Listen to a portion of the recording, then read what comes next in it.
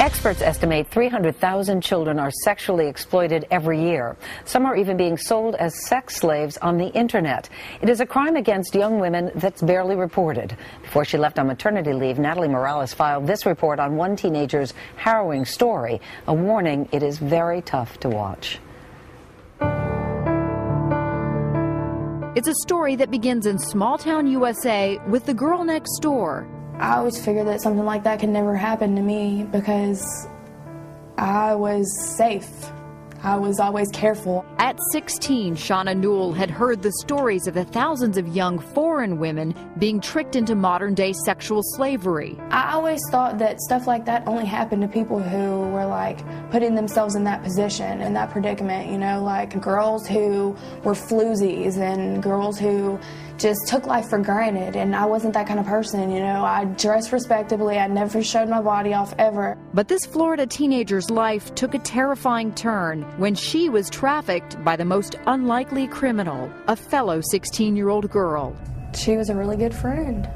Shauna says that girl, a 16-year-old we'll call Kathy, worked hard to gain Shauna's trust, and within months, a deep friendship was born.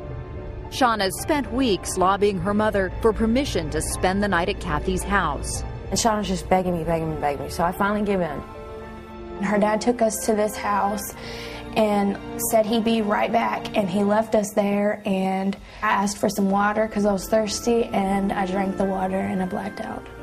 When Shauna woke up, she felt groggy and couldn't move. My legs were being held down. The guy that was raping me was holding my hands back. Like, I kept screaming, "Stop, please don't do this, leave me alone." But I was so weak I couldn't fight him off. Like, I was still really out of it, and I blacked out a few times and I kept coming back to, and I was still being raped every time I woke up. At home, her mother started to worry. My cell phone rang, and all I heard was, "Mommy, help me," and the phone went dead. And I freaked. After receiving a frantic phone call from her daughter, Shauna's mother, Lisa, called police. She says they told her not to worry and tried to convince her Shauna had run away. He's like, "Oh, well, you know, there's nothing I can do, you know, teenagers." And I was like, "No, you don't understand.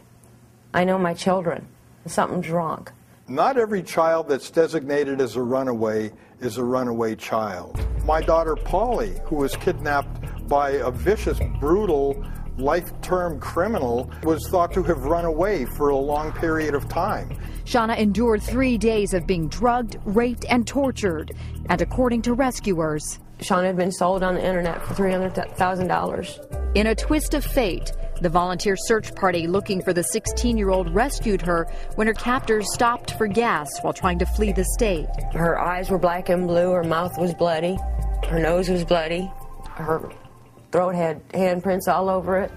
In the 2 years since the abduction, no one has ever been arrested or prosecuted for the kidnapping, gang rape, and torture of Shauna Newell. Today, under the watchful guard of her family, Shauna warns other girls about how easy it is to be kidnapped and trafficked. Her mission? To save other girls from a similar fate. To this day, I'm still scared to go out. Like, I went to the beach a few weeks ago and I saw the dude who raped me, and he just looked at me like, hey, you know, I mean, you ruined my whole life.